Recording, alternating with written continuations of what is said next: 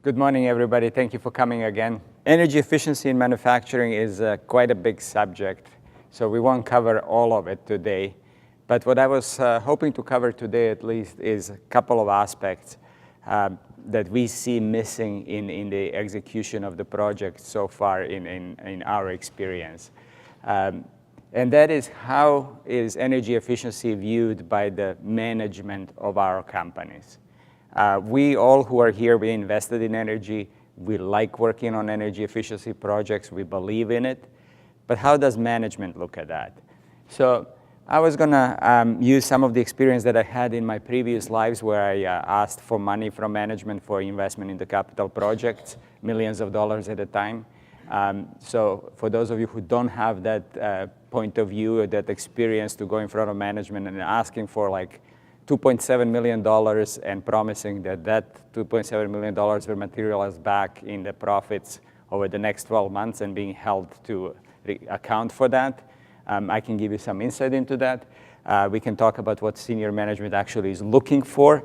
And then after that, in the second half of our presentation, we'll actually have one of our customers here who will give you their view of how they implemented energy management, how they made energy visible. So let's start with what senior management actually looks for when they look at any project, not just energy efficiency projects. Energy efficiency projects are not special to them. They're all the same to them. How do they invest the money to get the money back as soon as possible and maintain the business? So there's three facets that they look for. One is financial, one is corporate image, and one is the risks. Everything else can be summed up underneath those three. So if you look at investment decision drivers, you have to fit into them. That's how they view it. Competitive advantage, which turns into value and cost. What value do we add as a manufacturer that nobody else in the marketplace offers the customer? Are we offering it at a fair cost? And strategic considerations. Strategic consideration meaning risk mitigation. If we cut cost, will that come back and hurt us in the quality of our product? Or will we be seen as green in today's world? So even though we had a change in government, even though we had a change in the view of, let's say, cap and trade and all those issues, the rest of the world still will want to look at the value chain of the delivery. They will still want to know that we do, as suppliers to them, the most we can to reduce our energy. And I actually think this is for the better, because companies should be looking at this as a business decision, not as a government-supported decision. It is, does it make sense for my business to stay afloat longer? That's how every project should be looked at. So can we fit this? Can energy efficiency fit into those three elements? And that's what's going to be a focus of today's discussion. So manufacturing excellence, what does that have to do with energy efficiency? For those of you who have gone through the manufacturing excellence of one or another stream, so whether you talk lean manufacturing, Six Sigma, Toyota production system, whatever it is, all of them basically can be summed up as implementing and adhering to structured approach to reduce costs, to reduce waste. So really, manufacturing excellence means let's reduce the waste everywhere in our value stream. So if we look at it that way, and we look at the manufacturing, typical manufacturing, we take the raw materials, we put them through the machines that are operated by humans.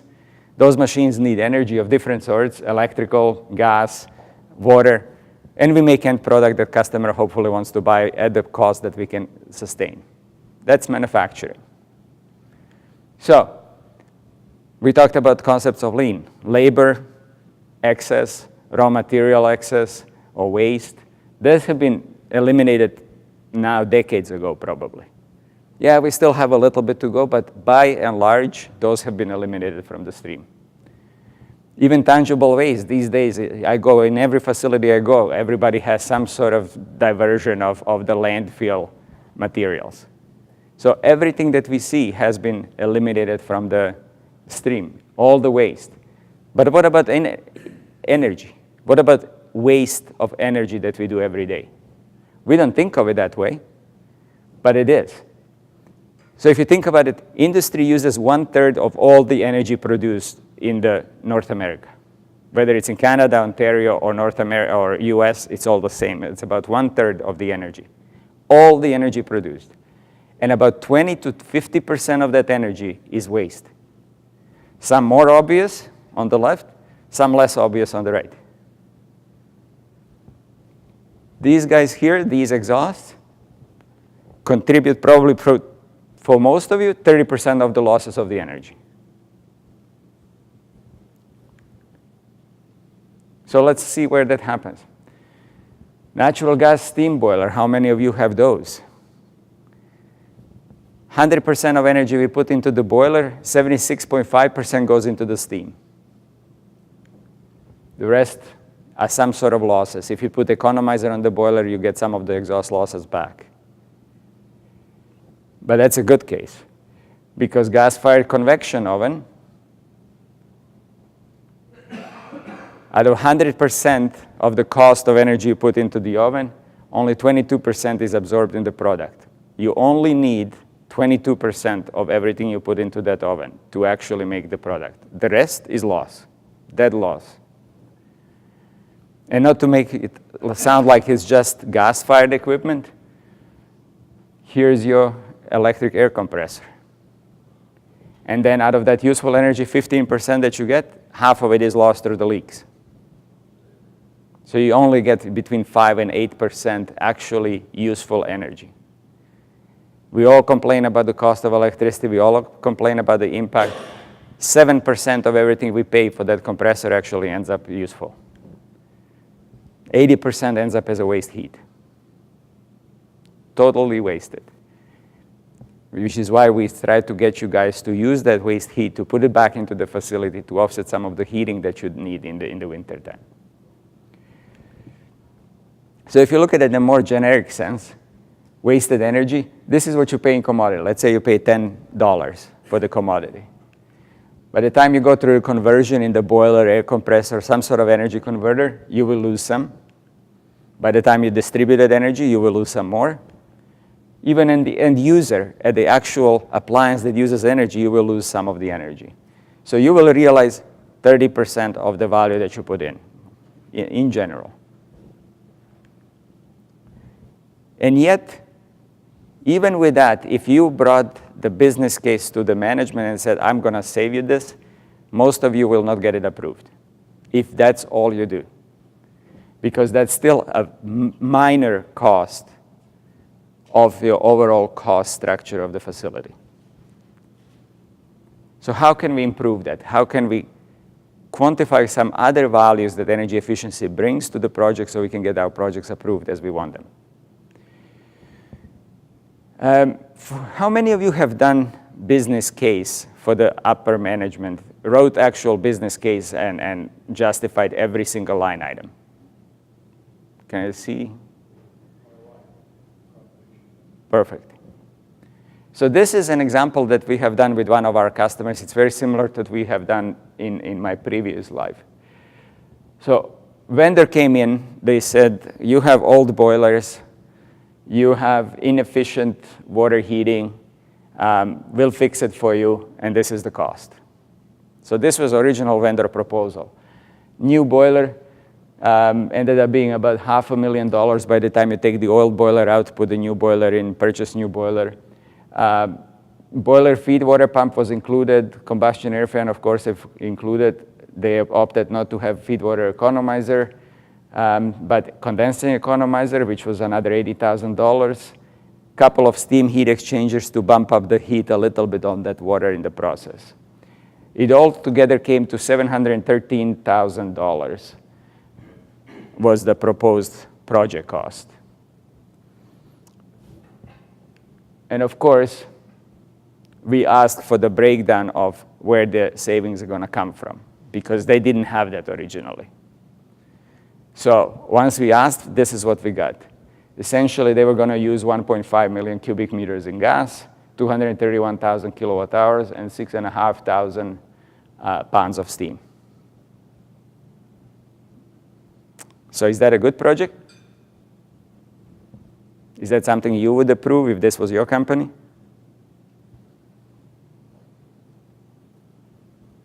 How would you know?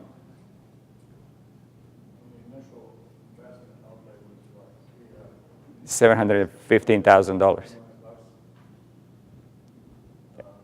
This is actual usage of that new equipment.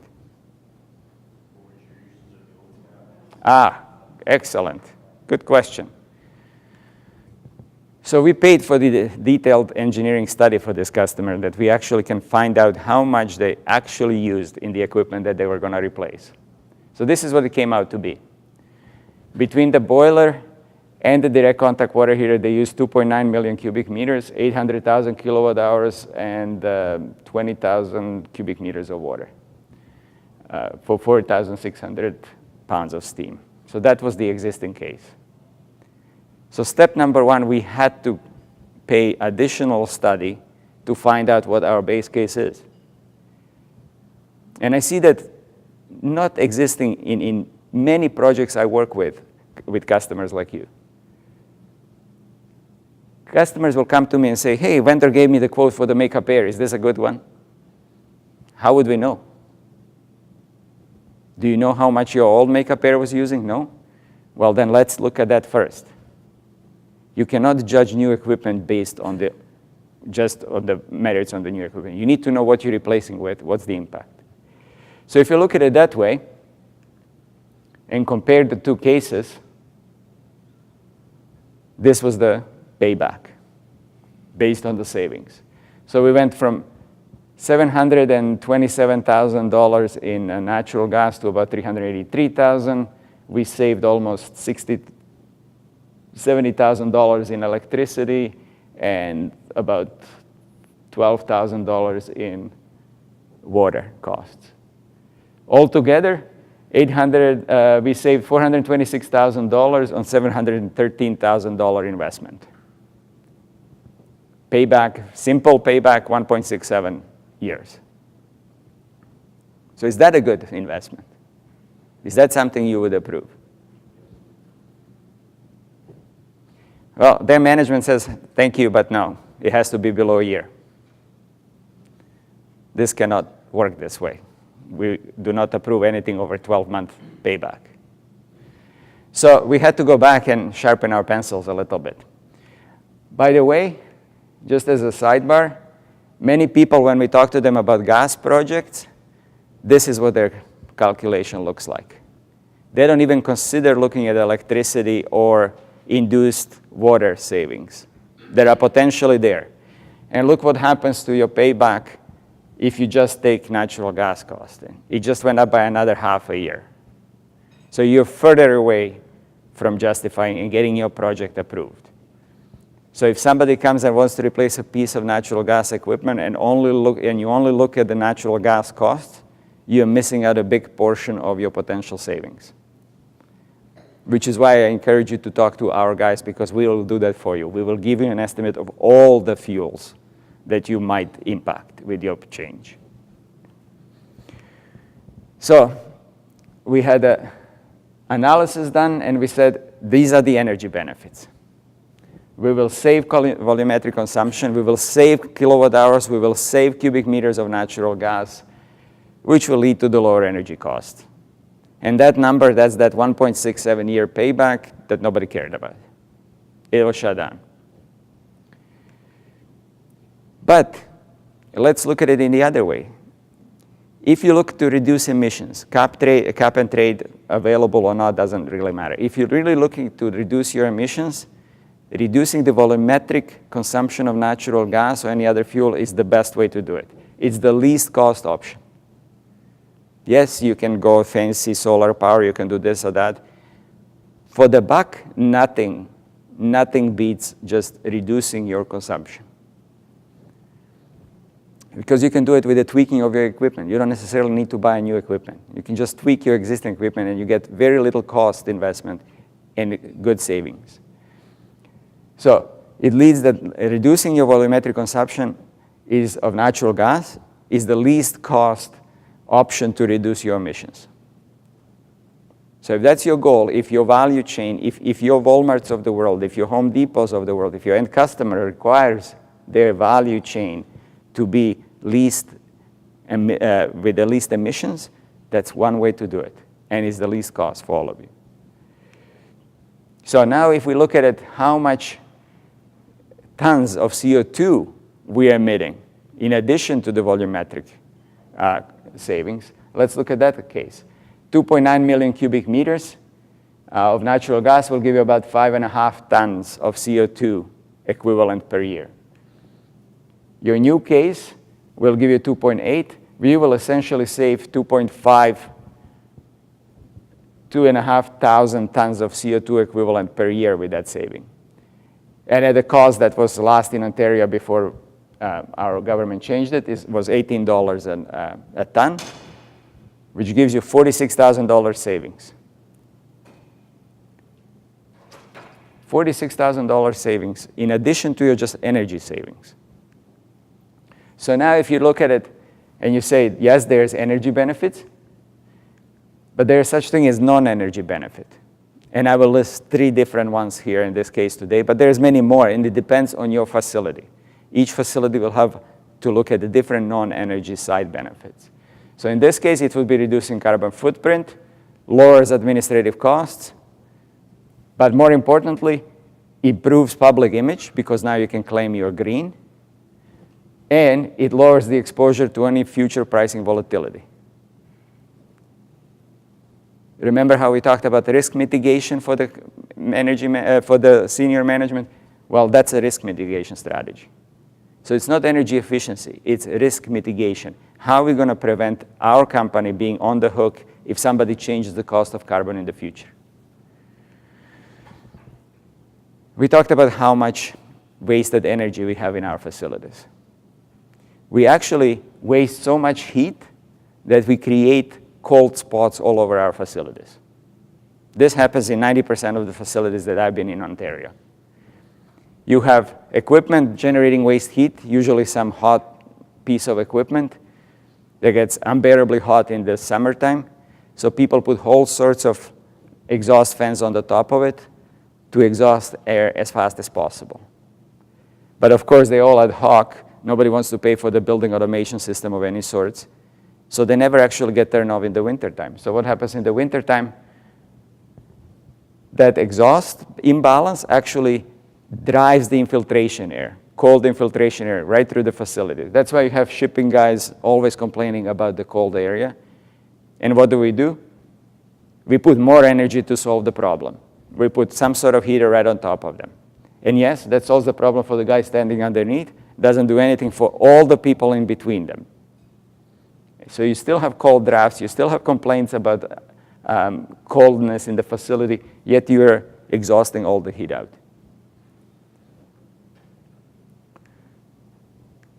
So if you look at it that way, if energy efficiency can actually improve space conditions, increase employee comfort, and improve labor productivity, most of you will ask, well, how's that related to energy efficiency?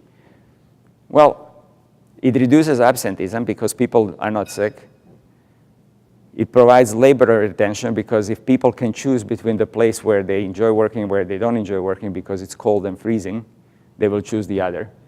And it improves well-being of the employees. And trust me, we depend on them. The people who are happy on the line will actually produce more than those that are unhappy on the line. I had a customer who had a walkout a couple of winters ago. People actually walked out of the facility because it was too cold.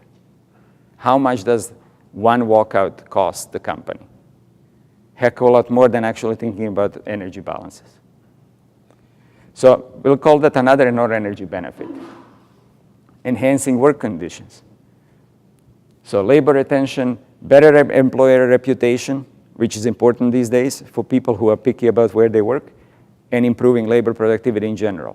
Those are actually tangible benefits of energy efficiency projects. Third one, just knowing where the energy is used will help you. As we talked before, how do we know if somebody is providing us with a good business case for improving our equipment? So we can make better capital investment decisions if we know where energy is used. We can make operational changes because now we know how much effect will that make. So instead of asking Joe to just turn down the equipment from 370 to 350, we can actually say, if you turn down the equipment from 370 to 350, this is how many dollars we will save as a company. And adds fundamental data points for the preventive maintenance. If you, for example, have lots of heat exchanger and you track how heat exchangers work, how much energy they transfer, you can track how plugged up they get over time. So you don't have to wait for a catastrophic change and then take the production out. So let's go back to our example of building a business case. Knowing this enables us to actually make a business decision, whether we're going to improve our equipment or we're going to live with what we have. Without this detailed analysis of base case, you cannot make a proper capital investment decision. You can guess at it. Sometimes you can be right, sometimes you can be wrong, but you cannot make the right decision. So knowing this, exactly how much kilowatt hours was saved in the boiler feed water pump versus combustion air fan, how much we saved, how much the direct contact water heater was using. For those of you who are more familiar with the technology, direct contact water heater is supposed to be 95% efficient. Because all it does, it takes the exhausts, you put the cold water through the exhaust as it leaves the direct contact water heater, and that exhaust, latent heat, sensible heat, all of it, preheats the water. So 95% efficient piece of equipment was using 1.3 million cubic meters? I don't think so. So what was happening for them, they actually had it misapplied. They used it in an application where they didn't bring cold water all the time. They recirculated some of the water in an effort to save the water, but that then enabled them to run this 90+ % efficient heater at 50% efficiency. So if you look here, they actually used makeup water for direct contact water heater. That should never happen. If you have direct contact water heater and you use makeup water for it, it does not work as designed. Because as you put cold water through your exhaust, you should actually get more water out of that exhaust. You should actually be able to condense all the moisture out of your exhaust stream. So you should actually get more water out of the stream than you were putting in, not adding makeup water. So what we did is we changed it a little bit. We went through several iterations, but this is where we ended up on the right-hand side in the red. We said, okay, we will not buy a new fire tube boiler. We decided that the investment of over $500,000 was just not worth a couple of percentage points that we're going to get in the efficiency. That's a lesson number 2. If you have old boiler, doesn't mean it's inefficient. If it's inefficient, it means you're not maintaining it properly.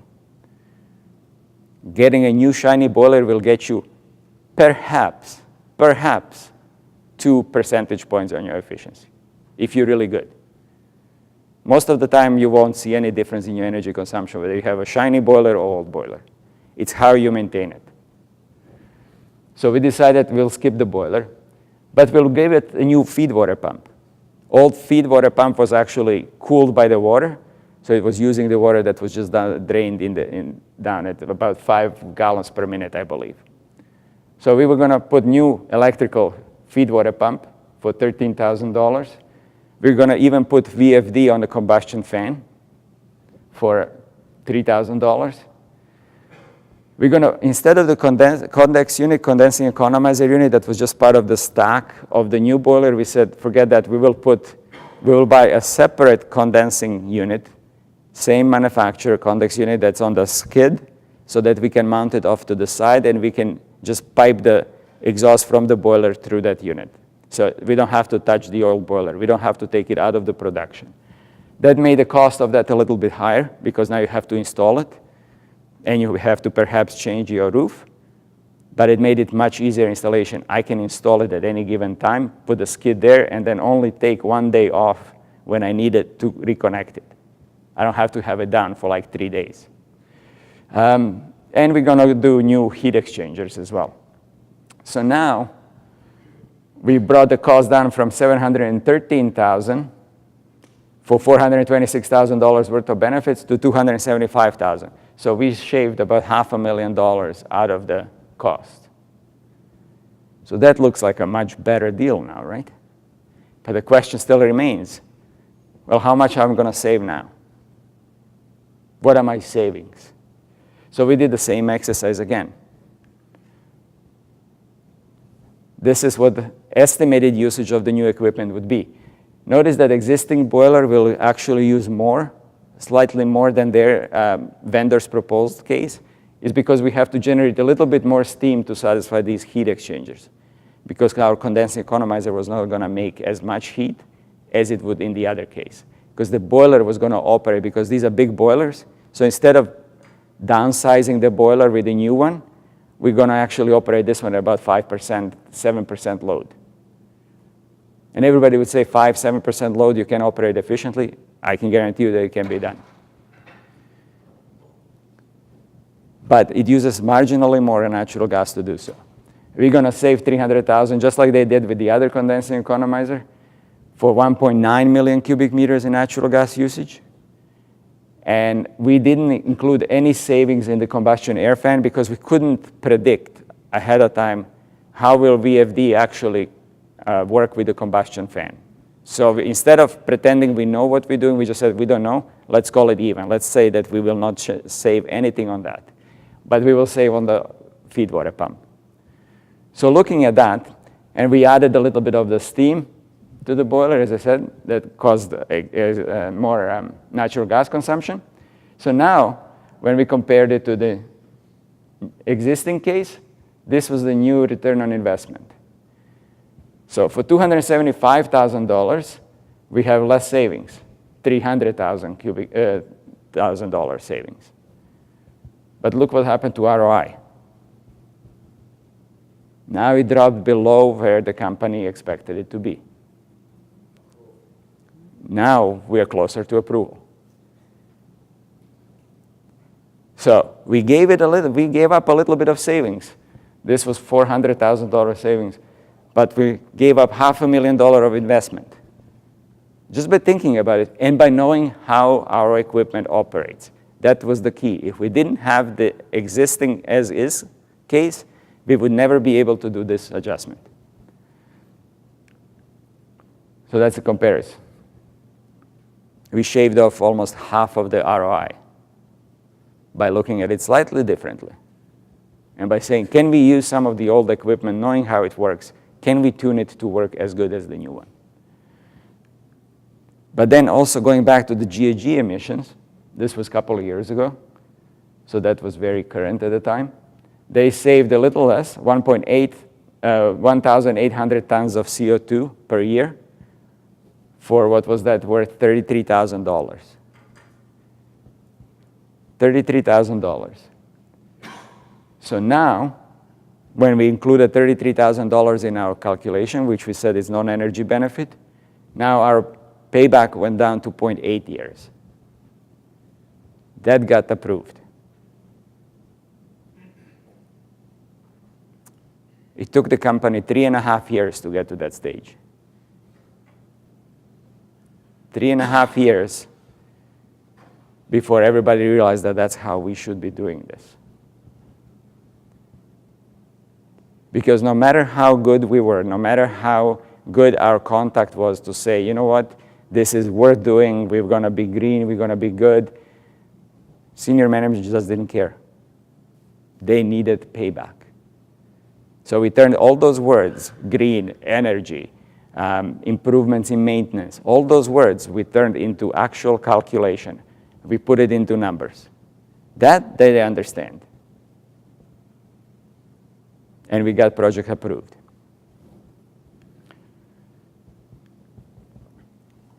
So, non-energy benefits, something as simple as carbon, brought 11% of the project payback cost down. Remember, we saved $275,000 in energy, $33,000 additional in carbon offset.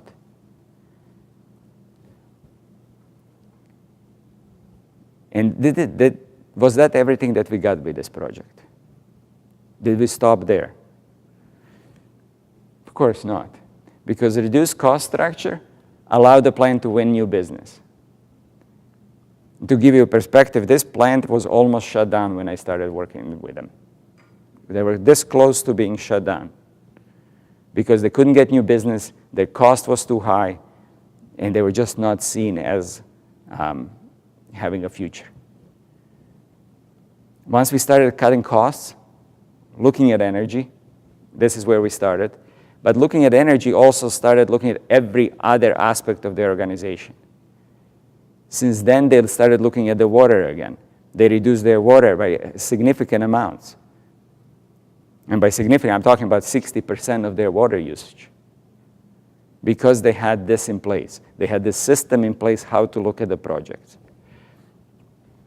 The other thing that brought it to personally to the plant personnel is visibility within corporate structure. This is large multinational company with plants all over the world.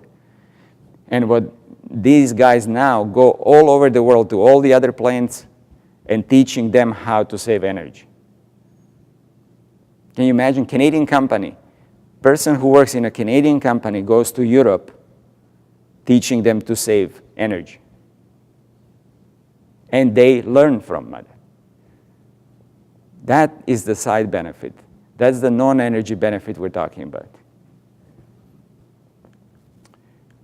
So if we do add in operations and maintenance, reduce unscheduled downtime, lower maintenance costs, reliable supplier. Again, another aspect of that management looks at. Am I a reliable supplier?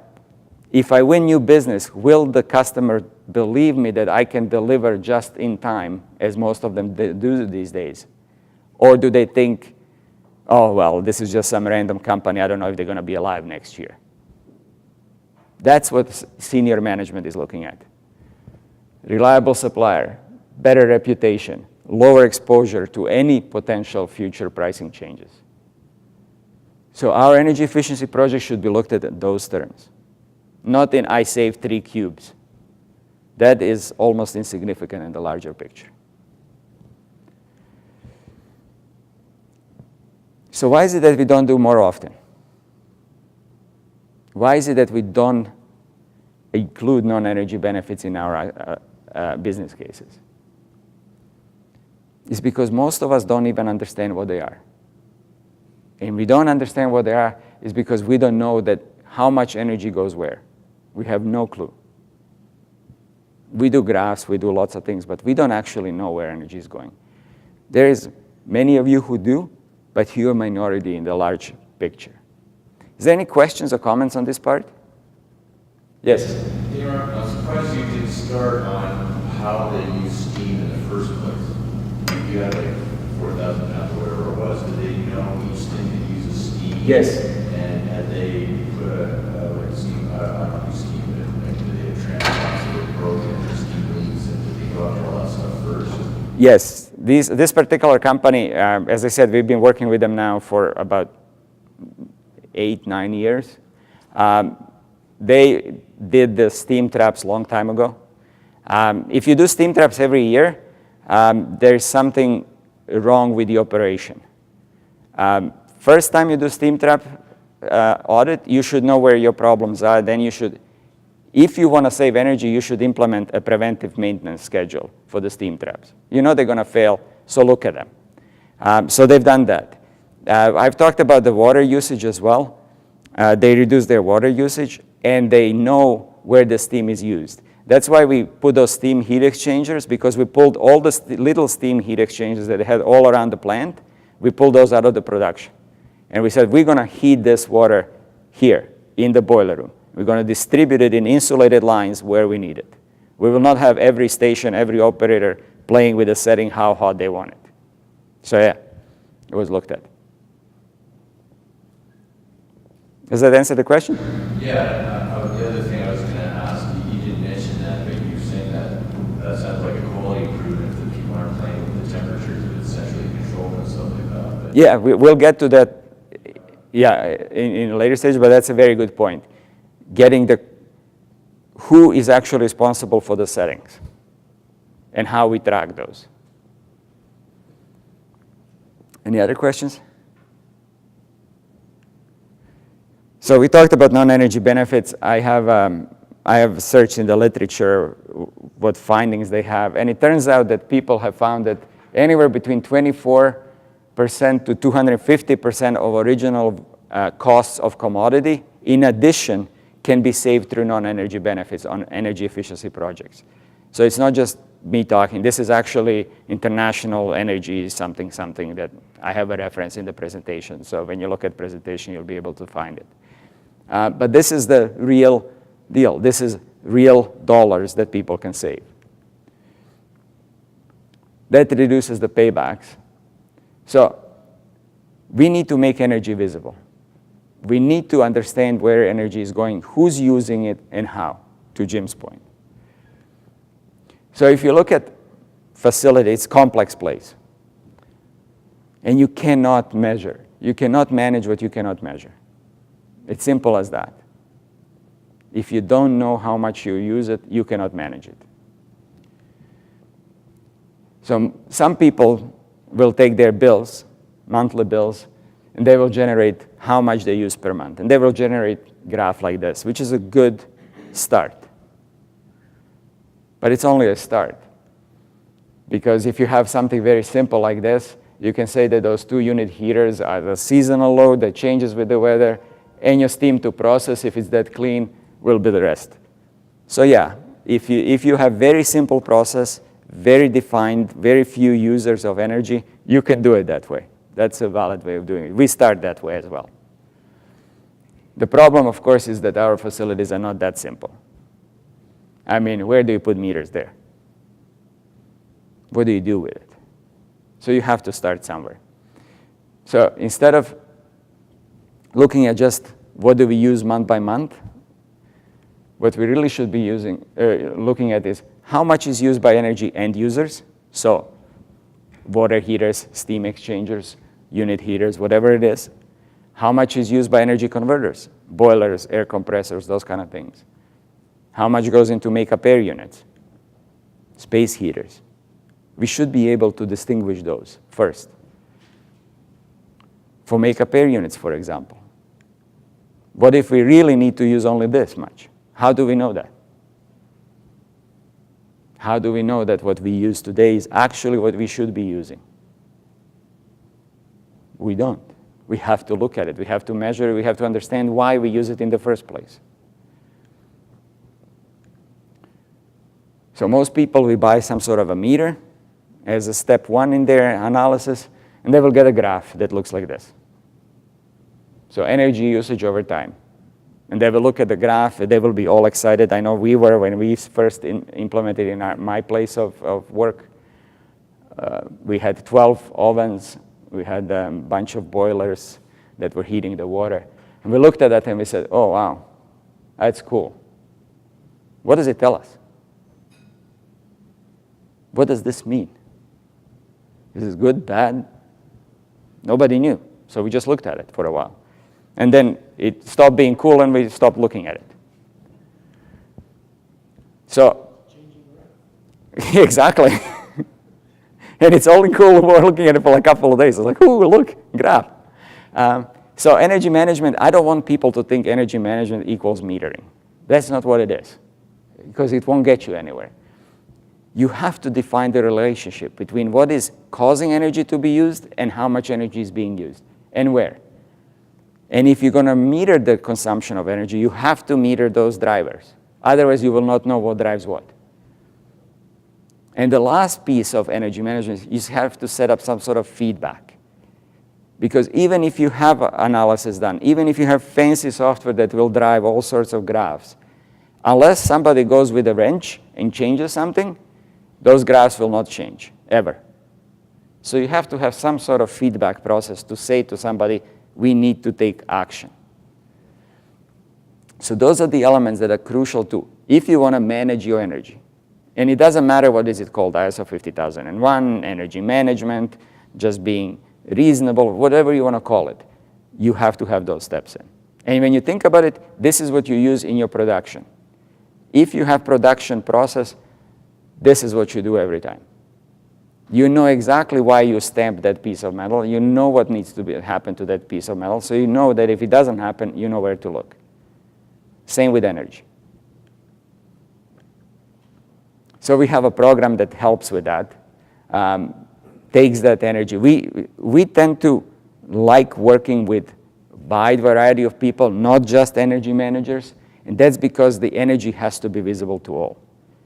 Energy managers are not superhumans. They cannot resolve problems of the whole organization by themselves. They need help from the rest of the organization. They can point the way, they can say, this is what I found, but they need the rest of the organization to actually act. And therefore, that's a transformational, not transactional process. I cannot just give you a meter and say, now we are done. You actually have to change how you use the data. And the goal is to get energy be viewed as any other raw material. You get a piece of sheet metal, you say, I'm using 10,000 pounds of steel, and you know exactly where that goes. Same with energy. It's not fixed cost. It's not something you just have to use.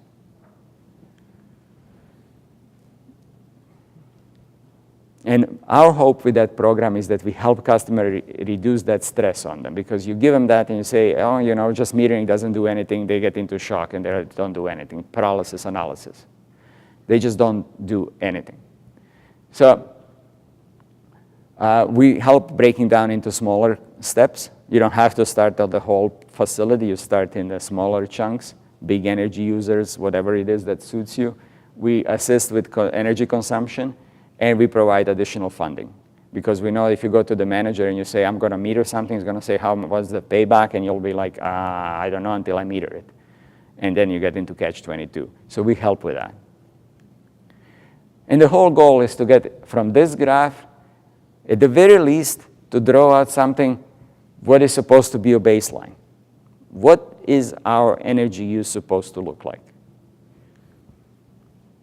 So after some period of baselining, you will know what it is. This red line is a baseline model, and it's essentially what is my expected consumption based on those drivers that we identified in the process.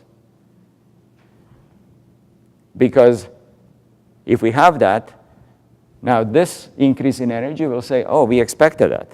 That's because line 3 started up. We haven't had the line 3 running in last year, so we expected increased consumption. But what the heck is over there? Well, we didn't expect that, so we need to act on that. Rather than worrying, is this expected? Is this something that is also supposed to happen or not? Without baseline model, without understanding how energy is used and what drives it, you will not get there. So you have to have a notification process. Now that you know the action is needed, software is telling you flashing, action, action, action. Nothing happens until the human goes and does the action.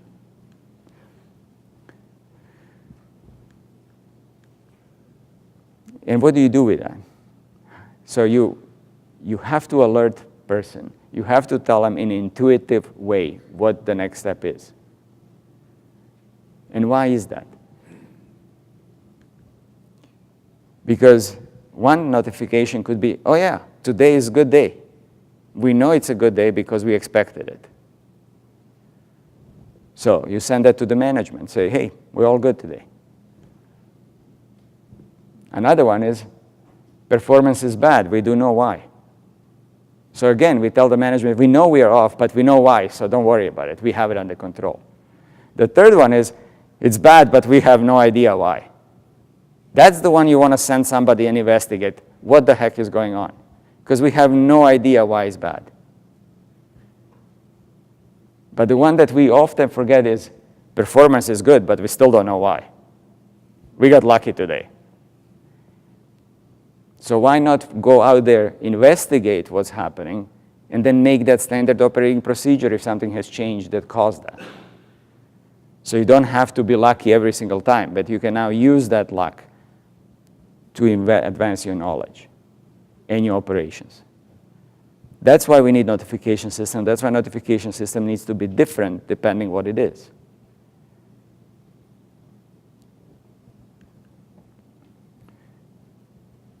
Who do you think the biggest impact on equipment has in your facility? Operators, because those are the guys who will actually turn the buttons. You might not even know why they turned the button, but I would venture a guess that none of you will actually dare to turn the button for them. So if they say it has to be there, very few of you will actually go and say, no, no, no, no, no, no, it has to be over here. Because that can cause problems for production cause problems for you, and it never ends in a good place. So operators are the ones that actually tell us how much energy they use. The other one is maintenance. Because those are the people that answer the call when somebody goes, pump is down, my fan is down, my makeup air unit is down, whatever is down, and they will order a spare part. Sometimes from the stock, because that's what they have. Sometimes they will order a brand new one. So that's a good time for somebody to say, hey, we're already replacing a part, let's incrementally change it so we introduce some energy efficiency into it. Let's put VFD on it while we have to replace it. But if the maintenance doesn't buy into the process and it doesn't have any way of telling you, or you tell them, then this opportunity is lost. You will have a shiny new motor, and it'll take another breakdown before you can put VFD on it. Because now it's an entire cost. It's not just incremental to what they were already doing. So those two people we have to have on our side. We have to convince them that it's in their interest, in the interest of the company to do this.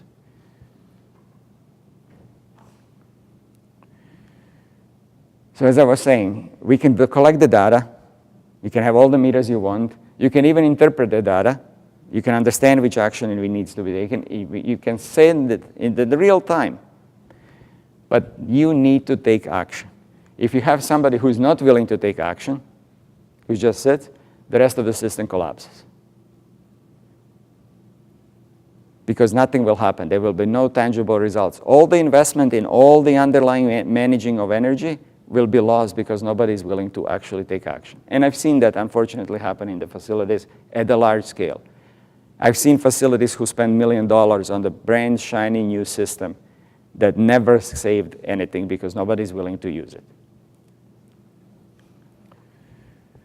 Any questions on that particular part? No?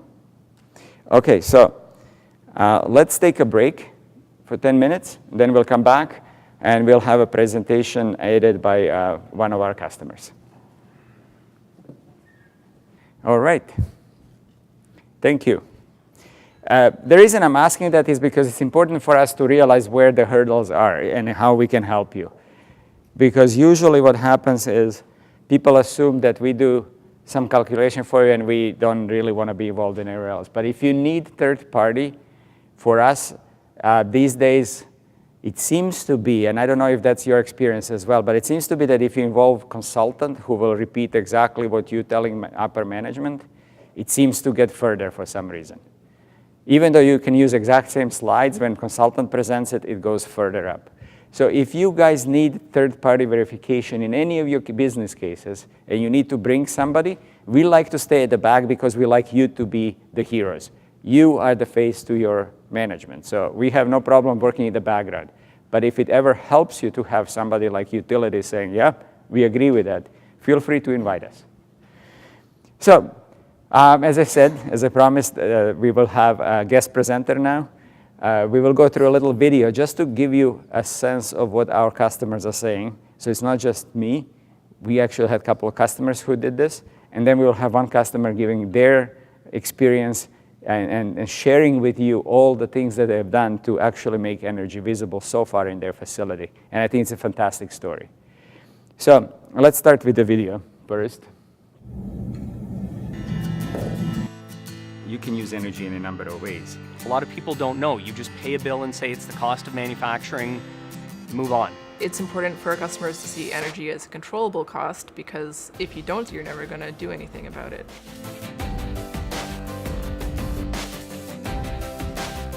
What excites me the most about the job that we have at Enbridge is being able to help the customers realize their ambitions and their goals, and to see Enbridge more than the suppliers of energy. We start with a free technical advice, all the way through financial incentives for energy audits, energy metering, as well as implementing energy efficiency projects.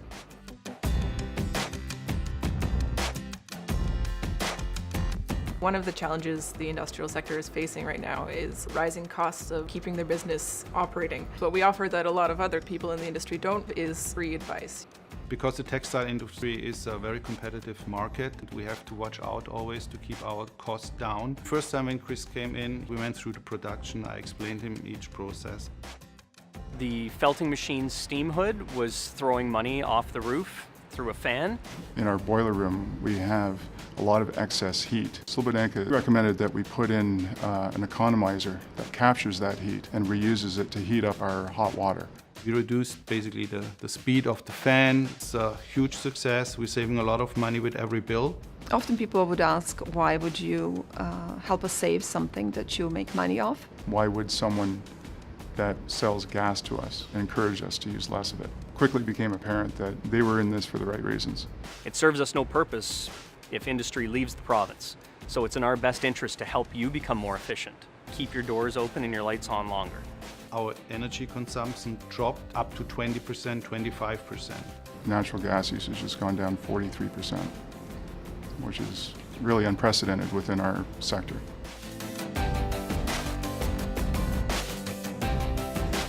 Enbridge wants our industrial customers to flourish. Our job is to help manufacturing here be competitive in the market. If everybody could do something energy efficient, we could be miles ahead. Your energy? Our experts. Smart savings.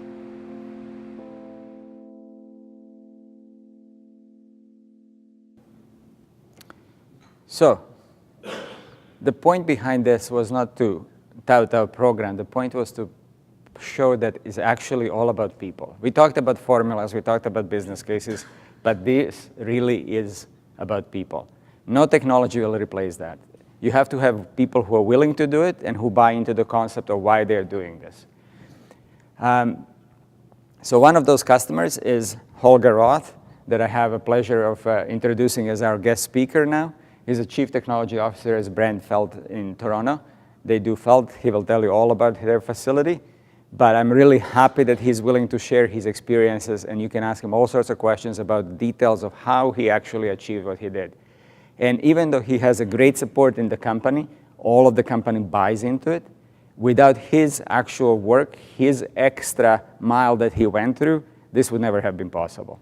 So Holger, please, welcome.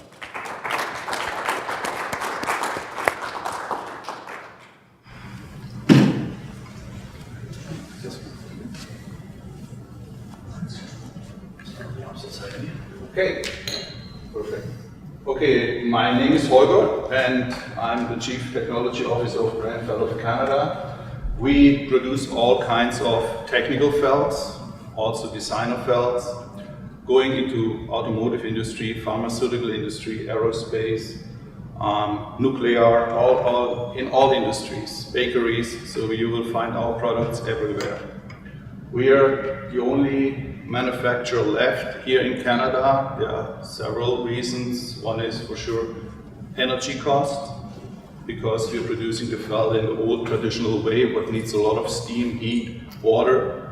And there are other cheaper ways to produce felt, but it has some advantages or disadvantages on both ends. So, let me just move forward.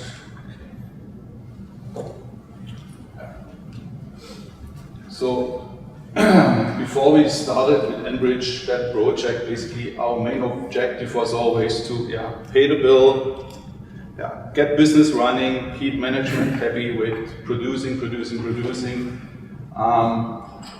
That changed a little bit during that, exactly, main objective is to develop and provide environmentally friendly felt products. Most of our products are coming from sheeps, where we're getting the wool basically. The wool we're transforming then over to rolls or sheets made out of felt. And it's an environmentally friendly product, so that also is very good. And if you can save energy, that fits basically in that category.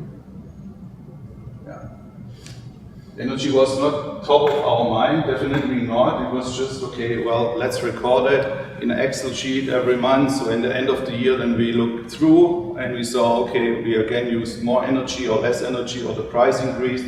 That's the reason why we had to pay more. So it was more like a 1 in a year review of that energy cost.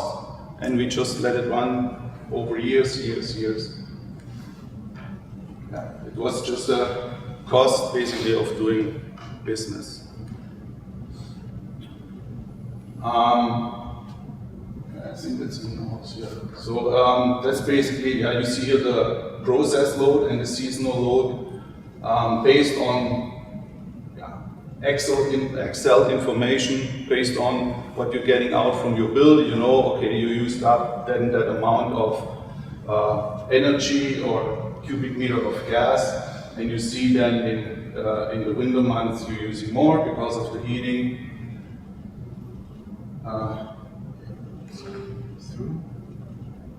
It's just, I just asked some of our guys in the production, so what you see with felt, basically, what is for you felt, what you see with brand felt in the company, and then I added all the words together, put it in a some kind of word cloud, and then so maybe pretty soon. Steal it from me for a second. Sure. All right. So I guess it's kind of where everybody starts out. It's kind of a knowledge development portion of the program that Damir was talking to. So the first step is customers know that they're paying for energy. They just, again, it's a cost of doing business. You pay a bill and you move on. Holger reached out to us. We'd started with a couple other projects first before moving into our CEM program that they're working with us on. But the very first step is he just wanted to learn where is the energy going. Yes, you pay a bill, but what are you paying into? Like what part of the plant does it go into? How much are we using? So this is where we stepped out. We took 3 years of just their gas bills, and you can aggregate them in the two different models you see here. And again, this is just us theoretically looking through a peephole. All we can see is outdoor weather and gas consumption. So this is your real, in his case, this is Brandfeld's real gas consumption. On this side, we plot gas consumption against annual temperatures. So you can see on the green dotted line, the lower parts of each different valley, I guess, are the different winter average temperatures. So each year is a different temperature. But that's how they use their gas over the last 2 years. And then the other side is an actual function of outdoor temperature, so that you can actually kind of see as the temperature increases how they're using their gas.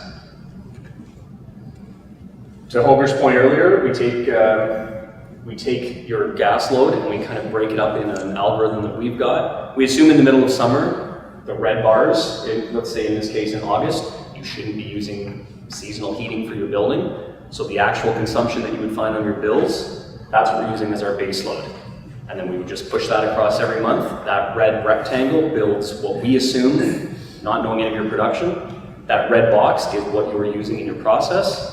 The blue is everything remaining, which we would assume would go into seasonal loading. In this case, the seasonal loading is made up, it's powering steam heating. The felting, fulling, drying, and dyeing are 4 departments that they have in their plant. That is all run off the process. And all of their energy is actually being produced by heat recovery off an air compressor and a steam boiler that takes natural gas and makes steam. So, let's see what we got here. So, to begin with, we gave some literature to Brandfeld. They were able to figure out this is a program that they wanted to work with us on. So again, it's our CEM, our Comprehensive Energy Management Program. The 2 main things, I guess, that, let's say hurdles, not roadblock, but the 2 hurdles that you need to get are senior management buy-in. Good thing, this is a family-run company, so he has direct access to upper management, to the owners of the company. So we need to secure upper management buy-in to support our program objectives. And the second thing is we need to develop an energy policy to have realistic targets. We don't want to try and say that we're going to put down targets and say 50, 60% per year. Let's start with something achievable. If you can beat that, great. If you can't, I mean, let's make something realistic. And again, the whole point of the program that we've been working together on, you pay a bill, you know you're using water, you're using gas, you're using compressed air. You need to make this energy visible to people on the floor, to people who can make decisions, and to people who are paying for it.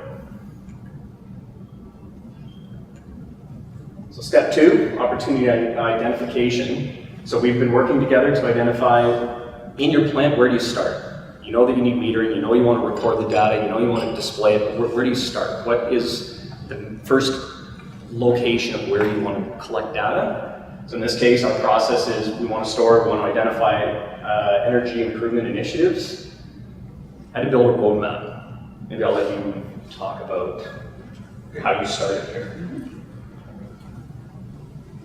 Okay, first of all, and you can see that here on that roadmap is basically our existing steam lines where we have in the building. It's marked in red. We decided, okay, where should we put some kind of steam meters in that we can monitor the process, that we see, okay, when is the load on that line, when is it needed, basically. Is it the whole day always the same amount of steam? Can we turn on, off the steam in the evening if we don't need it?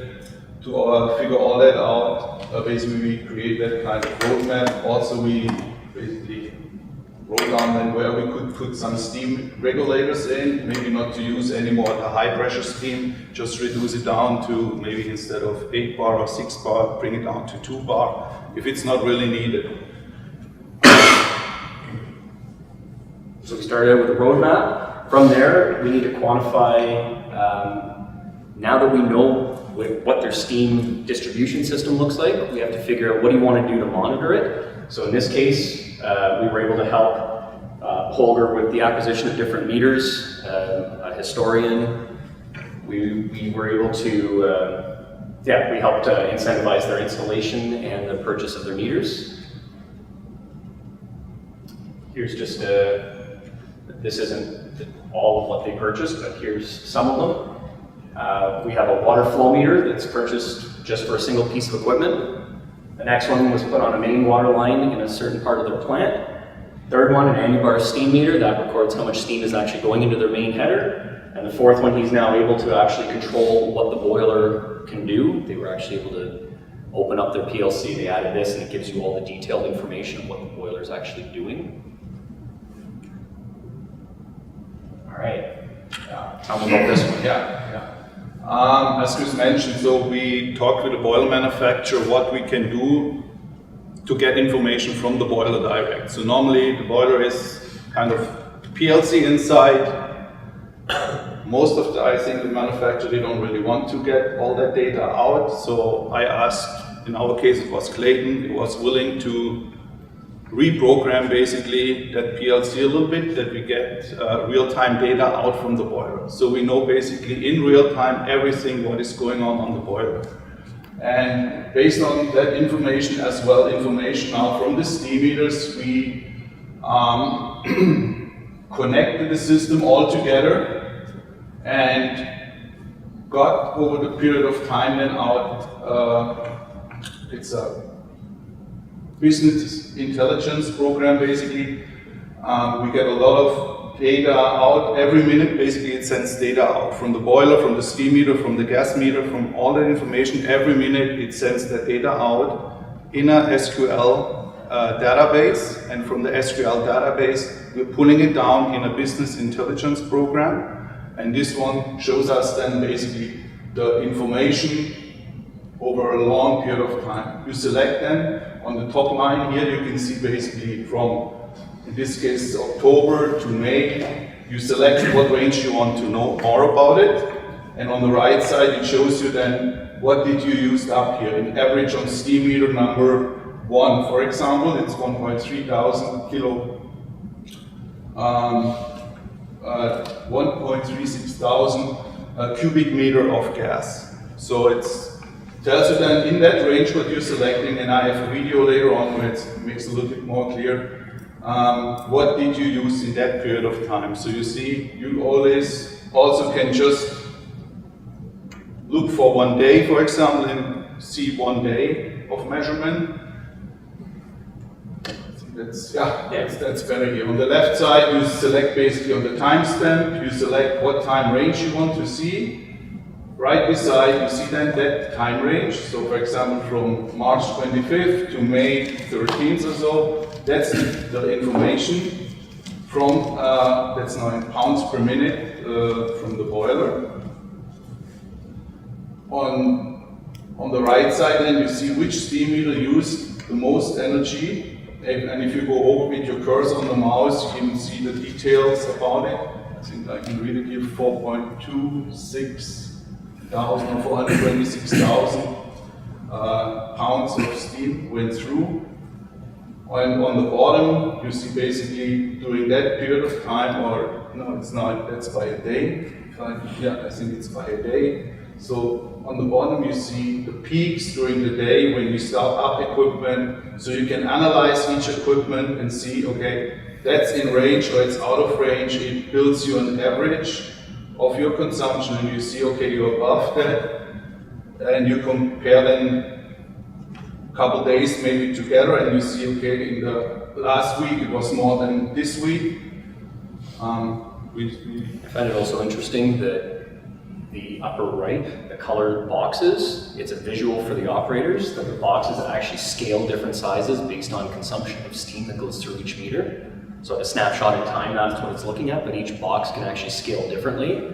So if it's your section of the plant, you can kind of get a handle on how much you're actually consuming. So that is a dynamic. Yes, It's it's a all dynamic, dynamic. yes. Yes. Okay, this is now information from the Clayton boiler, as I've mentioned before. Again, the top line is basically your time slicer. So you select your time information you want to see, and on all other rows you see then, for example, the fire rate. How many percent of basically energy you're pushing in the boiler in energy, cubic meter gas, you could see that. So that's the fire rate. You see your coil temperature, you see your conductivity even from that meter what we showed before on the water. You see your even the pH level what you bring back in the sewer system, because the region of Peel is looking really into the pH level you're bringing back in their sewer system, so it has to be, I think, between 5 and 10. So that's one of the factors. And in case that would be then over a certain limit, maintenance staff gets automatically an email sent out with a picture of that chart and mention, hey, pH level is over a limit or it goes close to that limit. Also important information is, for example, here the hot water or the hot well tank temperature. It's now at 75 degrees. So all that information helps also if we have issues with the boiler and Clayton has to come in, for example, and see, man, what happens? So it's always difficult if a technician comes in and you said, well, the boiler went off. Well, what was the reason? Well, I don't know. Based on that information, then you can go back and say, okay, let's have a look at this. And he said, oh yeah, maybe yesterday at 12 o'clock there was a spike inside, so you can even then go into that period of time and enlarge that and get really then the readings minute by minute out and see, okay, what happens, whatever, maybe a valve closed or something like that, so you can see that basically, and it helps the troubleshoot the boiler. Just one note as well, if you just go back one slide. When we work with our customers, such as yourselves, and we work on projects, for example, boiler or something like that, one of the questions that we always want to know is, what is your firing rate? And you wouldn't believe how many cases we get wrong answer. Because either what will happen, operator will make an assumption and say, I think it runs 70%. Or they will go and check what the current firing rate is at that particular moment. Having this trend is invaluable if you actually want to do any work on the boiler consumption improvement. Because it gives you what is your firing rate over any period of time you want to see. So that is it's a crucial point when you're working on improvements to a boiler or any other piece of equipment. How much does it actually work? You will have people who will sell you makeup air units because they will say 7 million BTU makeup air unit, so you will save 20% of that. In reality, if you could actually track how much firing rate it is, you would find that it operates maybe 20% of the time. So having this information is invaluable in energy management. Thank you. Next up, now that we're working with Holger, we've got all this data, now what do we want to do with it? So for example, he mentioned that they've got a conductivity meter now on their boiler. A lot of customers, if you have continuous blowdown, it's just energy that you're firing down a drain. they can now actually record, and based on the reading that they get from their conductivity, they don't need to blow down until they hit a certain level of minerals in their water, and the conductivity changes. Here now, we're able to work with them, and based on the data, if we can start quantifying these as projects, if you want to actually make a change to a piece of equipment, we'll start quantifying the energy savings, and we'll turn those into projects. Yes? That the management to remove the energy consumption help you make a decision for the PM, for the meeting. Yes. Do you have a key for that? Yeah, exactly. Yeah. I think there is another slide coming Yeah, up there. yeah, I think there's something coming up that talks to that. Yeah. Okay, this is now very important. Is the video? Yeah. I think it's a video. Let's show that. So what we're seeing here is basically I'm comparing 2 weeks with each other. So I have a timestamp for 1 week and a timestamp for another week. So I'm changing now the one timestamp to another week, and let's see what happens.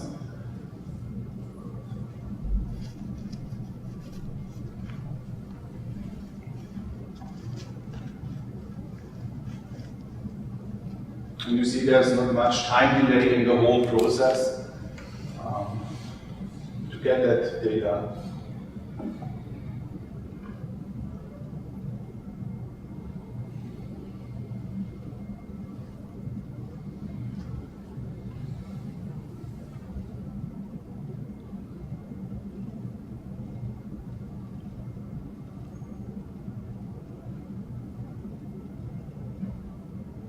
So what's the red graph? The red graph is 1 week and the blue one is the other week. So 2 different weeks. You can compare 2 months with each other or 2 years or whatever time selection or even a day. You can compare day with each other. It's just to compare, okay, we are within a range or we did some special stuff, for example, here on Tuesdays. Okay, that makes sense that we use now more energy. It would make no sense if we would always produce the same amount and you have then some kind of increase of energy increase at that day. Those spots could be just idle or empty or not. Weekends. Yes, correct. Yeah. I mean, it's an interesting, if you just to look at a number versus seeing it on a graph. I mean, if this was both same day, 1 week apart, what happened on this week versus this week? Okay. And I just want to mention one thing. We see here on that area.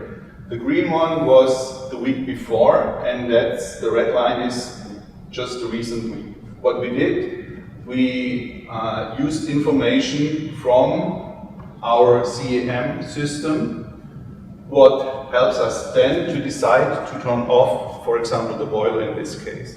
So we're asking 3 different equipments, are you off, are you off, are you off? Okay, if they are all off, we can shut off the boiler, and that's what we did.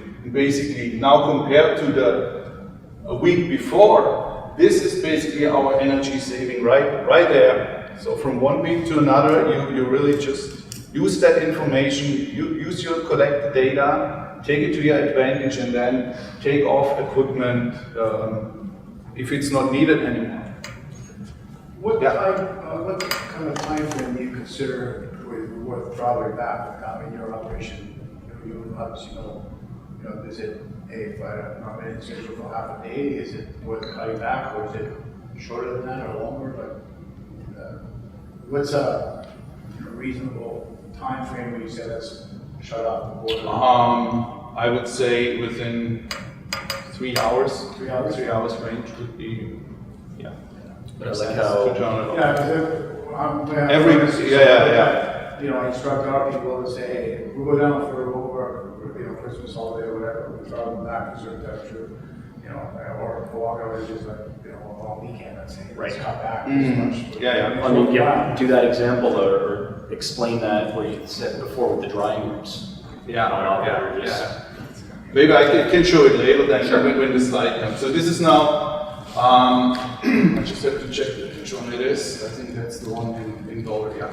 So we have in our plants different monitors set up, one in the maintenance department, one in the boiler room, one in the production office, and one in the management side. So this is now, for example, on the management side, the TV screen, and it shows us basically the cost per day on just natural gas. So it seems to be per hour. Sorry, it's no. What is it? It says per day, so it's per day. Yeah. Okay, I just should use my glasses. And okay, this is now our setup. There are many different ways to set up kind of that CAM system. What we did basically, we used always sensors and connect sensors to a PLC and let then the PLC talk basically with the so-called Opc server. An Opc server is kind of a computer, could be Windows 10, could be a server software, could be all kinds of different software behind it. And there's a special software running, it's an OPC program, what basically translate languages between the PLC. So if we have a Siemens PLC or Allen Bradley or some other no-name PLC, most of them, they have the capability now to talk basically the same language to a computer, okay? So they can exchange data with each other. You can combine the data, send out notifications then to maintenance staff. You can send informations out then to a database, or you can save it on the server itself. In our case, we use the GSM module just to not stress out our regular network traffic in the company, to not mixing it up. So it was the easiest and cheapest way, just get a GSM modem from Rogers for $80, plugging it in the server, and all done. And it's, let's just go back again. So if we have then the information in the SQL database, we can then using it in a, for example, Business BI software and analyze the information, or you could download it to Excel, or you can do it. It's basically open. SQL is just the open, Is GSM server Payback? Is that what we're talking about? Pardon me? GSM? The GSM phone, it's just like your cell phone, basically. That's. So I have a question here. Who helped you to design or implement this system? You have your own. I did it by myself as well. I had one student from Germany here who gave me a hand.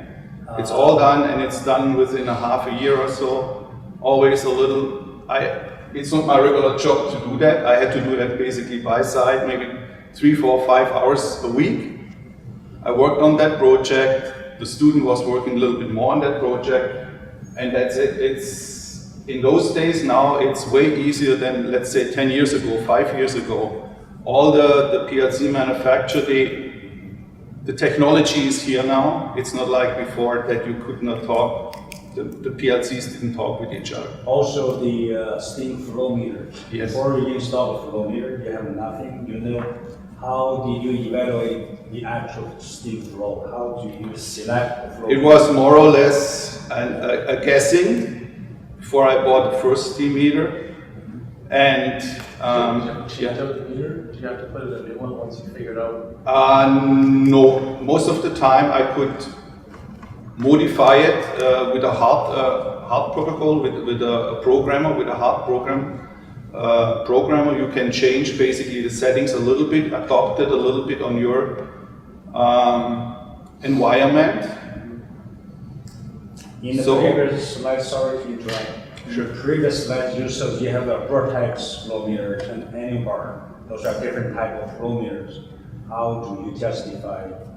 So what kind of flow meter that you are going to use? I just tried it. That's basically a try and error, to be honest with you, and we have a limited budget. Basically, we're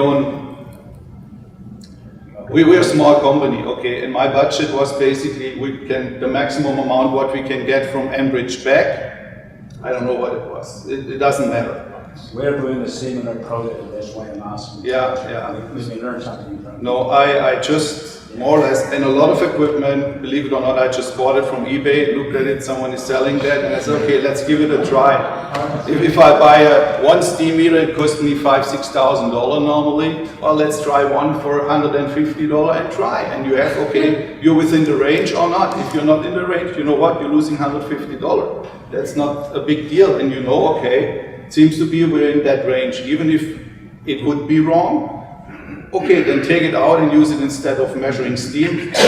Measure water with it, whatever. It's not a waste of money in my opinion. But that's how it's with smaller companies, I guess. They just, okay, let's talk to the owner and say, you know what, I spend that money on that, and hopefully it works.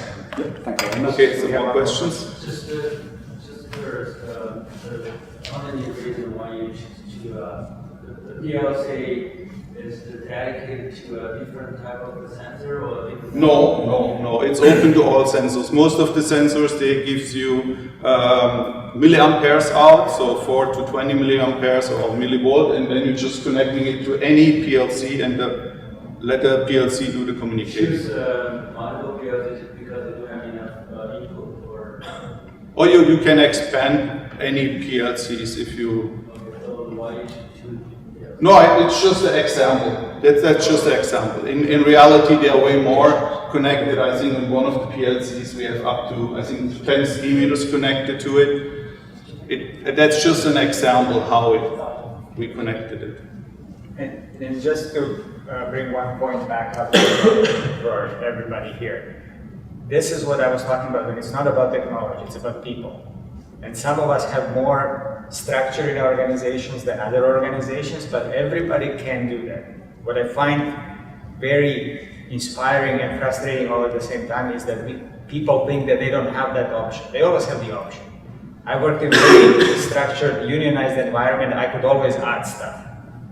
If I could justify that expense, I could always add stuff. Nobody prevented me. So it takes that initiative to actually get this organized. And you can buy solutions like this, but it will never be for you. It will never be your particular organization. And more importantly, Holger now knows every detail of it, so he knows if something goes out of whack, he knows what's happening to the system. So it is a crucial point, all the work that you put into this to develop the system like this, rather than go to third-party vendor and say, well, I'll just hold you responsible. Yeah, you can hold them responsible, you won't get the results. Right? That's the key. So, as we said, the technology today, you can do a lot of things, but it takes people who are actually willing to take that step and to do it. So, and if meter is a problem, if we can't justify the meter, talk to your ESC, we will find a way of justifying it. So, sorry, continue. I guess to Damir and Holger's point too, as opposed to buying like a turnkey solution that here's many meters and PLCs and everything that we need for one building done, he started with 1 meter. 1 meter, 1 PLC, and he started recording it. Realized, yes, this gives us X amount of information, we should buy another one. So we started working together, he bought 4 of them, he bought another PLC.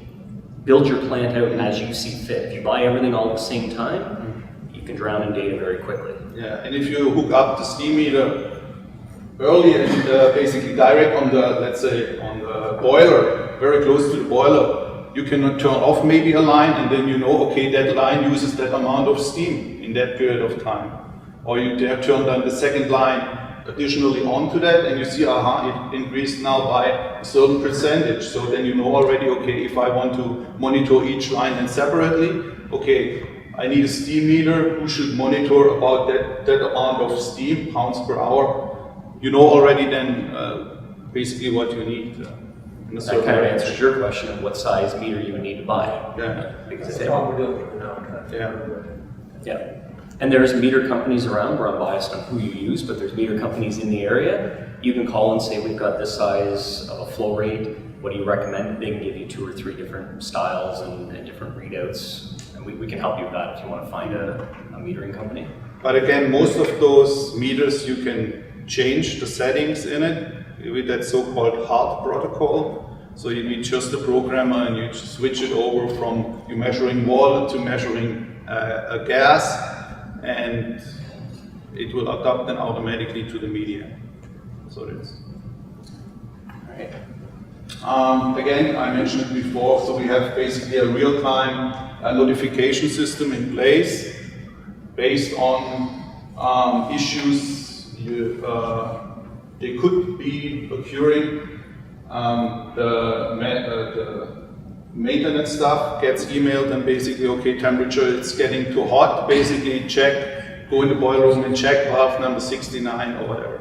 That information, we send it over to maintenance staff as well. If it went over a limit or even gets closer, then management or myself getting emails and saying, hey, the boiler is overheating. So more like in a basic language, the management gets involved into that. So, yeah, definitely energy is now visible. So we see in each line, in each step of the product, how much energy we use into that. And that's very important for us because our products are never the same. We produce basically custom-made products. So the customer says, I need a sheet felt with 2-inch, I need a sheet felt with a 1/2 inch, I need a roll with these. So it's continuously a different product we are producing, different densities, and because it's a natural product, you never have the same consistent quality basically, and that makes it even harder, for example, in a drying process. If you put different materials in one room and say, okay, now dry, from where you know that it's dry after a certain period of time. And that's now, I think, one of the next slides. When we signed up with this program, this was the whole point. In the beginning, you know you're consuming energy. Where does it go? We need people to figure this out. We need to have people at management staff, floor staff, and the owner level. You need everybody to kind of figure out, yes, we're using energy, and when it kind of goes out of whack, how and where is it going? Well, now they've accomplished this by getting texts and emails. Now energy is visible. Now you got to make a decision on what to do with it. So here we go. Final step is the action and implementation stage. So you've got data, people are making decisions, moving back to the energy side of it. Now that we're getting data, he wants to make a change like he did on the red and green graph that were overlapped. They now have a process in place where a PLC and a moisture and humidity sensor can talk to each other. They can actually start scaling down their drying room. And if all the other equipment in the plant at the same time says back to the PLC that it no longer needs any heating requirements, the boiler will go to sleep. So this is now, we can take all of the information of all the data from all these meters that's now being recorded, it's being displayed, everything's falling within the specifications, nobody's getting texted. The boiler in the background, it can go to sleep until it's required again. We can now start turning these into projects, working with our customers. Okay, that was one of our first projects we did with Enbridge, and we see here really the results. What we did, we have two issues in our production. It's very dusty, so we have always a lot of dust in the air, and we had a compressor what cools down normally with air, so we modified, took off basically the fan from that compressor, and we put in a heat exchanger, oil to water heat exchanger, and we're running just a big tank of water all the way through the compressor, and we're using up at the same time that water in our process. So that's what basically that picture here shows. On the first line, you see the amount of water in the tank to make sure it's always enough water in the tank. In case it runs low, it will turn off the pump, send out messages to maintenance staff. But you see here in the first line, basically, how much water is in the tank. Everything is fine, no problem. In the second line, you see then, okay, that's how much water is flowing, in what temperature is flowing in to the heat exchanger, into the compressor, and with what temperature basically it is coming back. So you see, comes in with, it flows in maybe with 40, 50 degrees, and it comes back close to 90 degrees. So we're using that waste energy from the compressor and using it direct in our process. We also did, I call it a turbocharging, where we have our hot well in the boiler room. The manufacturer recommends always a certain temperature, what the hot well temperature should be. So if it went over a certain limit, let's say manufacturer recommends 88 to 95 degrees Celsius. In case the hot well temperature, the water gets too warm, automatically a second pump turns on, and using the energy or the temperature what is too much in that tank and heating up that water even further. And I think those are the big spikes you see here then. If there's a big spike here, most likely the pump turned on, the turbocharger pump, because it was too warm in the hot well and it's using that energy. just for us in Celsius on the side. You've got water going into a compressor at 18 Celsius and it's coming out at 78. So they picked up 60 Celsius for free. Yeah. Well, yeah, another story is, and I guess we are not alone, we had always the issue when it comes to heating in the winter time. Well, the mechanic was told, okay, let's start the heating period. You got a long stick or a handle, and then, okay, push it on, heat exchanger, steam to water heat exchanger, put it on. If someone complains, a little bit more, okay, and then the best is don't touch it until the season is over. It's always easier just to open the windows and let a little bit cold get in. But, so that's how it was basically before. And then we maybe installed basically a controller. So, based on outside temperature, based on inside temperature in the production, and yeah, based on the two factors, basically we're regulating now the flow and the heat from our hot water heating system. That's basically what it was. So from outside the temperature, we're measuring outside temperature, we're measuring inside temperature, and then accumulate that with a mathematical formula and say, okay, the water temperature should be then that amount, and based on that, the heating. And since then, it was with programmable meter. Is that what that is? No, the left one is more like a flow regulator. Either it goes more from, it comes basically, the water is flowing back here from two different locations, and with this one, I'm regulating it from which depends in that building number one, the heat is a little bit higher, so I can regulate that the flow gets faster or slower. Basically, that's what that one here is. Okay, and then, yeah, that's now the heating. The top line is the outside temperature. In the second line, we see the water temperature going in the building and the return temperature. So the blue lines or the blue-black lines are basically the water going in production with about, I don't know, okay, in this case it was not much anymore, but it went up to, let's say, 80 degrees Celsius, roughly. It went in production, it comes back with around 50 degrees. Another thing was that drying process I mentioned before. So before, heating was done with a simple valve. In the afternoon, they filled up the dryer. The guy came, opened the valve, and let it run the whole night. In the morning he came, touched it a little bit. Oh, it's still a little bit wet. Okay, let's turn it on again and run it another 2-3 hours. So that's how it was done before, and it's yeah, very good. So what we can do now, basically, and again, important is that we have real readings. You need readings first before you change the process, and that's basically what we did here. So we got all the readings. How long does it really take that the felt dries out to a certain percentage of humidity? I think it was 1% humidity. If we reach 1% humidity in that room, okay, then we can say turn off the steam. There's a little bit more behind it, but it's basically like that. So in this case here, you see the guy turned on the steam, the heat rises, the humidity falls, and you see that, and I just again here, which one is there? Yeah, okay. Yeah, the drying process starts. The humidity is dropping. The heat is still rising. Then we reach a certain amount of dryness in the felt, and then we are turning it slowly off.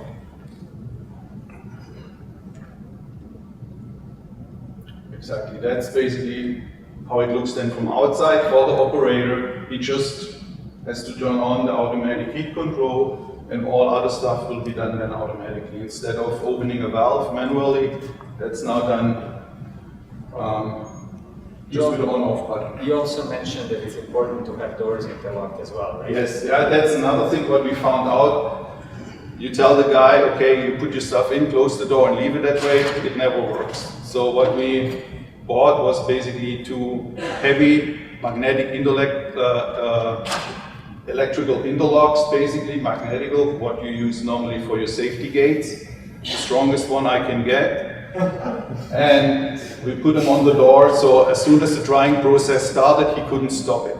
So he had to call a manager in case of an emergency to stop the process. Because it was always, we put some stuff in, an hour later, oh, I forgot something. So he opened the door again. It was basically, it takes you 2 hours more afterwards for drying just because he just opens the door again. So we told him, you know what? If it's too late, it's too late, then it goes in the next day. But don't interrupt always processes they already started. And if you interrupt a process, especially like in their facility where it's already humid in the rest of the plant, you've got a drying process running, somebody opens a door to reach in and touch, you've now sucked all of that humid air back in and you've re-moisturized the product that you're trying to dry. So inadvertently, the person reaches in thinking they're helping, trying to figure out how much more time, you've just added more time.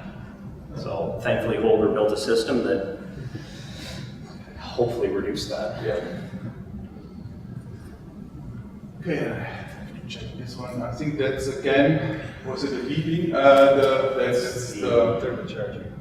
The turbocharger. Yeah, that's again the air compressor, the water line, the water heating system with a turbocharging option. So you see the spikes every time. If you see a spike, that's basically when the hot well was too hot, and we're heating it additionally with the water up with the hot well wastewater. And what used to happen? And basically the difference between the cold water, well, all of that, what you see here, that's free energy. Let's do it that way. And between, for example, that point here and that point here, that's basically the energy I gained within one loop. Basically, it went in and then it came back to water, and that's the energy I gained within one turn, basically, or one water flow. All right. This is another thing I found this kind of interesting. So it's all well and good to put in meters and put in historians and data collection. Yes, now you've got data, you've got people being texted and emailed. Now you want to, as Damir was speaking to earlier, now you want to get the human side of it, the human involvement in. Holger started a program with his maintenance workers. It's called Train the Workers. It's an initiative. This is what we want to actually start, or this is what they're actually starting to do. So you want to train. So teaching your maintenance crew, especially when something goes out of whack or if you get a text message, what do you do? How fast are we going to respond to it? What are we going to do about the warning that's going off? It's providing the what, whens, whys. What are you going to do? So they now come up with their own sort of SOPs to kind of cover off instead of just, yes, that's going off, and you just leave it. Now they can actually go and make a decision. No, it's also what should be written down in that email. If there's an alarm, for example, overheating that and that equipment, that the worker gets information or the maintenance staff gets information what is helpful or not. It's overheating pump number 5. Well, it's more interesting to say the sensor number 5 detected that the pump is overheated. Check this, these, and that, so we can talk before we put that message basically in place. So he remembers next time if he get the message, he get already a message. Check valve number 69 and make sure the strainer is clean and stuff like that. So bring some basic language right away in that text message. Or in the, so you build that as you experience problems. Exactly. Together with the maintenance staff and the workers, and say, okay, if that happens, what would you do now?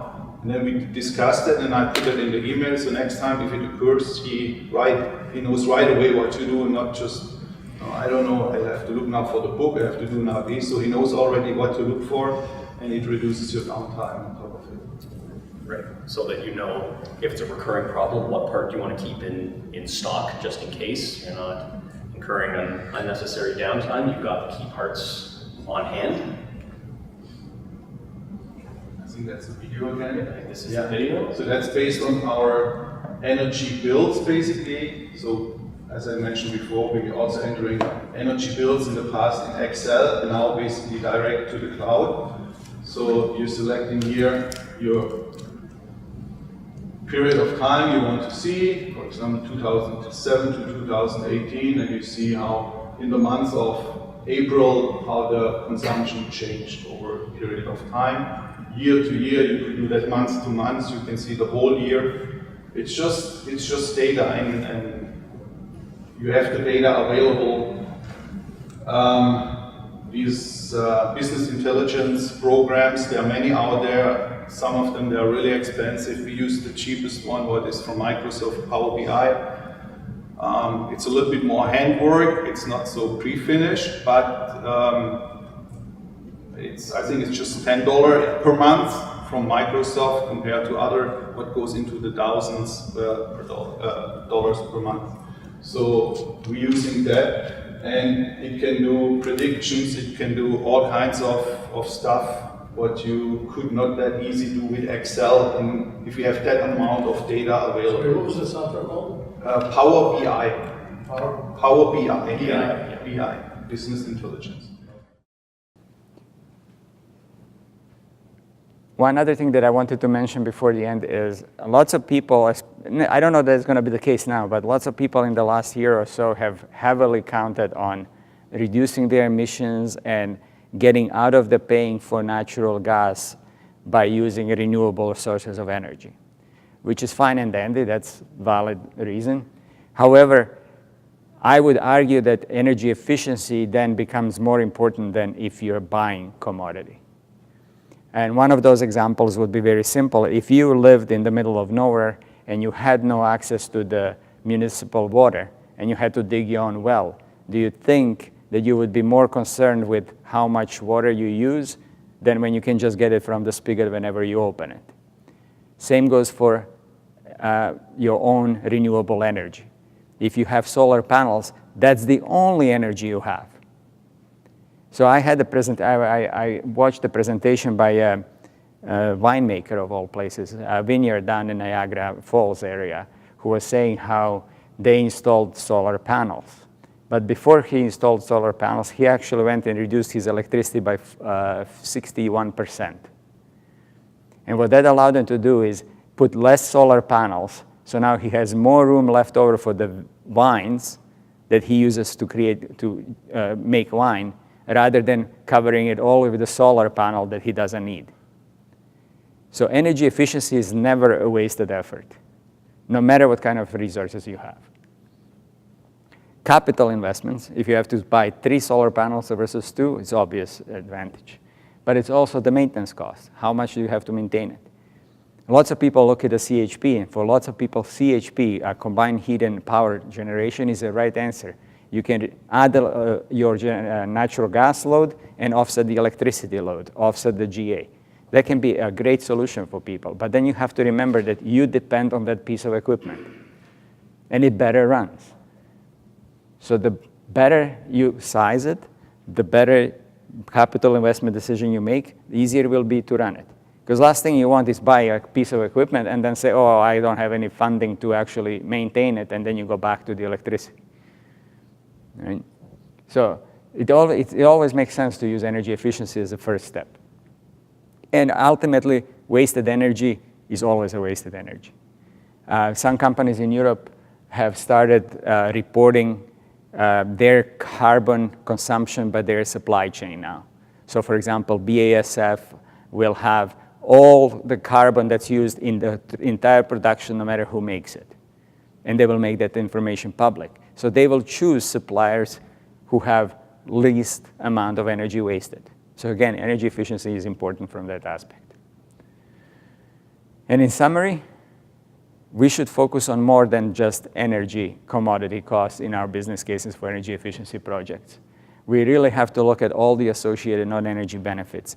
And it's not just as simple as somebody giving you a checkbox. It's actually you look at your processes, what else can you gain by being energy efficient? And we need to look at that energy as a value stream, just like any other, and treat it and mold it and manage it just like we do anything else. And making energy visible is the most important step. As you've seen with Holger's presentation, it took an enormous amount of work on his part. But the results are phenomenal. He will be able to what's the benefit of being able to actually cost your product specifically for that product, rather than just saying, well, you know, we use this much energy over the year, we'll divide it into number of products, that's it. What happens if that prices you out of the market because you're giving a wrong weight to a certain part of products? And if that happens, then you're out of business. So that's where energy efficiency really shines. So if you focus on those things, value, cost, and risk mitigation, you will be able to impact your decisions to the senior management in a much more efficient way. And that's all we had. So if you have any questions, feel free to ask. Otherwise, thank you very much for coming. Thank you for your time.